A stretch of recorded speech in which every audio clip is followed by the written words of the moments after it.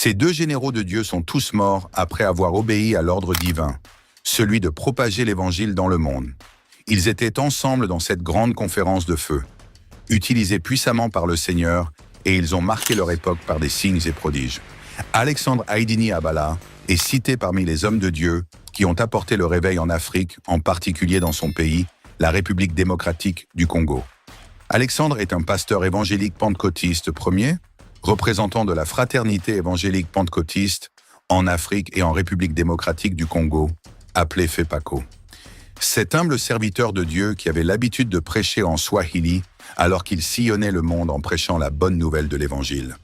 Sur cette vidéo, nous vous présentons son extrait du témoignage alors qu'il était invité dans une réunion évangélique renommée « Conférence de feu ». L'évangéliste le plus influent d'Afrique, Reinhard Bonnke, avait présenté le général de Dieu, le révérend Haïdini Abala, et parlé sur son puissant ministère né au Congo avec plus de 3000 églises et 600 000 membres. Suivez cet extrait de séquence de son témoignage. Ce que Dieu a fait en lui, c'est absolument incroyable. Il parlera lui-même à travers de son ministère au Zaïre. 3000 églises ont été établies.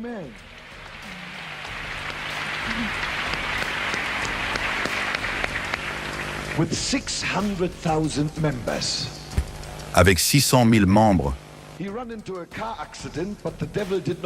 il a eu un accident de voiture, mais le diable n'a pas réussi pour le tuer, et il utilise un bâton. Aujourd'hui, ce n'est pas un bâton sacré, mais je vous dis que le diable a peur de cet homme. Avec ou sans bâton, nos armes sont les armes de l'Esprit de Dieu, et ce sont ses armes. Je vous souhaite la bienvenue, révérend Haïdini Abala, appelé communément Frère Alexandre. Je me sens beaucoup plus heureux si je peux simplement l'appeler Frère Alexandre. Il sera à l'écoute avec l'interprète, révérend Touchnit. Que Dieu te bénisse.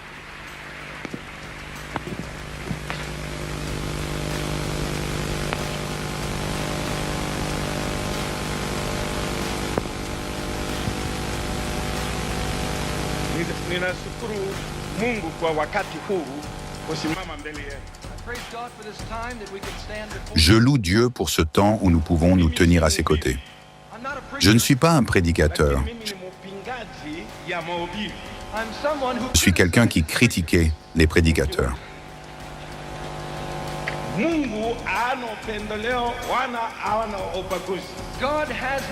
Dieu n'a aucun respect de personne. Je veux vous parler brièvement de 3 choses. Mes commencements, la fin et ce que Dieu fait en ce moment.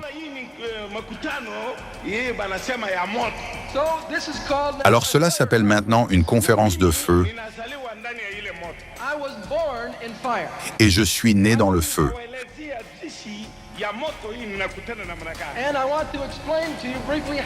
Je veux vous expliquer brièvement comment j'ai rencontré ce feu. J'étais un enfant de 12 ans et j'avais ma propre religion. Ce n'était pas que ma religion était mauvaise. J'étais le mauvais. Je pouvais aimer ma religion plus que tout au travail, et si tu voulais avoir un désaccord, touche à ma religion.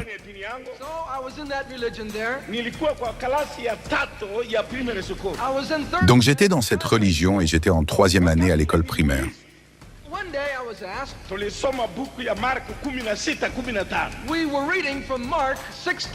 Un jour, on nous a demandé que nous lissions dans Marc 16:15.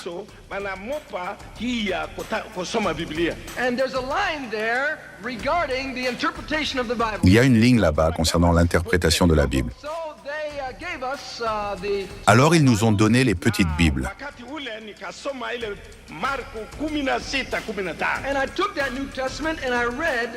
J'ai pris ce Nouveau Testament et j'ai lu Marc 16. Et j'y lis, ils imposeront les mains aux malades et ils seront guéris. Tu délivreras les possédés et ils parleront de nouvelles langues. Alors cela me faisait penser. Et je suis allé voir mon professeur.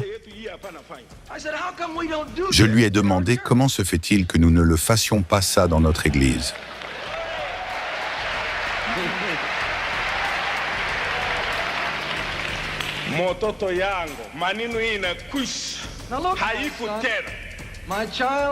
Mon enfant, toutes ces choses sont finies et elles n'existent plus.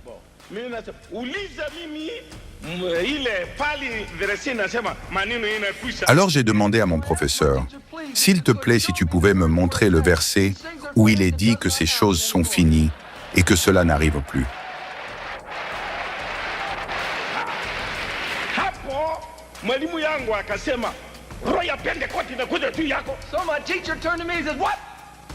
Alors mon professeur s'est tourné vers moi et il a dit « Quoi ?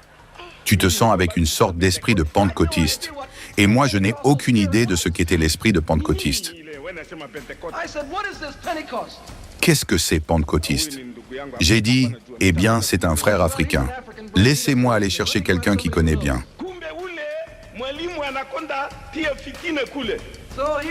Alors là, ce professeur a commencé à répandre des mots sur moi.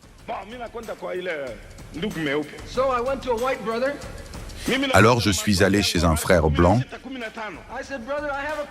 et j'ai dit « Frère, j'ai une question concernant Marc 16,15. Pourquoi ces choses n'arrivent pas là où nous sommes ? Alors que c'est la parole de Dieu. » Il dit « Oui, je te donnerai une réponse dans cette lettre et tu l'apporteras à ton professeur. » Il a plié et il me dit « Vas-y. » Alors je l'ai emmené là-bas et j'ai dit à mon professeur, maintenant tu pourras me donner la réponse. Tu étais allé là-bas ? Oui. D'accord, alors il l'a appelé le comité. Tu viens à la réunion du comité.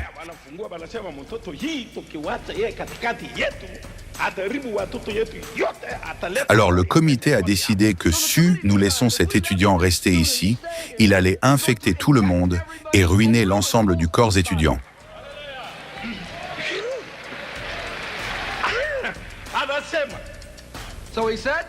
Alors il dit,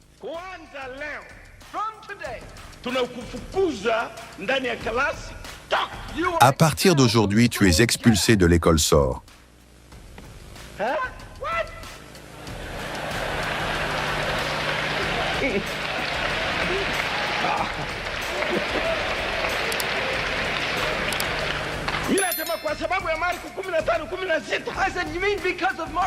À cause de Marc 16,15, je dois quitter. Est-ce que c'est moi qui a écrit ça?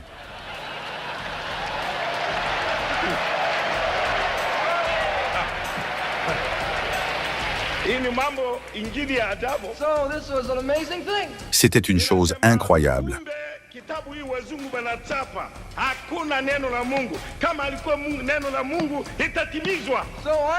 Alors j'ai dit que c'était l'homme blanc, le paradis et toute l'histoire de la Bible.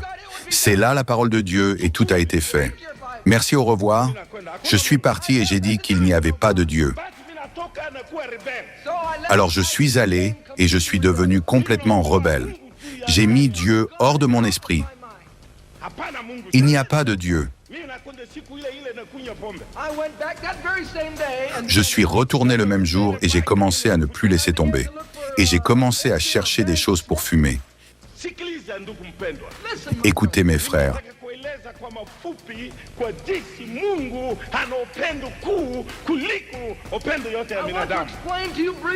Je vous explique brièvement à quel point l'amour de Dieu est plus grand que l'amour des hommes.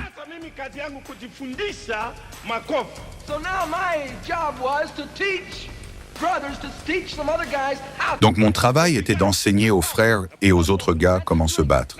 Se battre et toutes sortes de mal.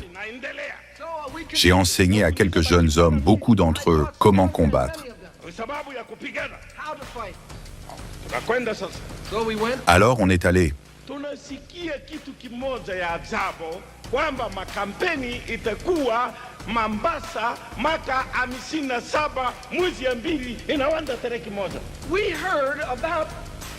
Nous avons attendu quelque chose d'étrange. Une croisade devait avoir lieu à Mombasa en 1957 à un certain jour. Nilipata ile karatasi. So I got that. Alors j'ai eu le tract avec un format cool. I opened my eyes wide. J'ouvre grand les yeux. C'est quoi ça? Leta wagonjwa, leta kibovu, leta kiwete. Yesu Kristo yeye yule jana na leo hata milele. Mhubiri itakuwa T.L. Osborne. Jesus Christ is the same yesterday. Jésus-Christ est le même hier, aujourd'hui et pour toujours. Amenez les malades, amenez les aveugles, amenez les estropiés. La puissance de Dieu est présente pour guérir.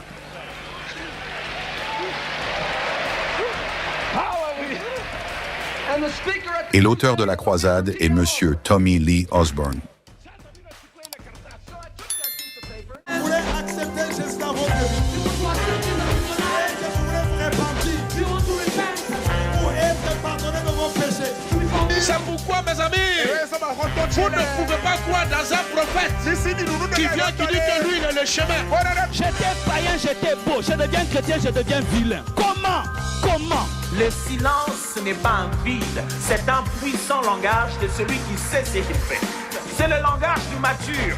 La personne qui est mature répond deux fois par le silence, se tait seulement. Si le ciel s'est réconcilié avec la terre par la croix,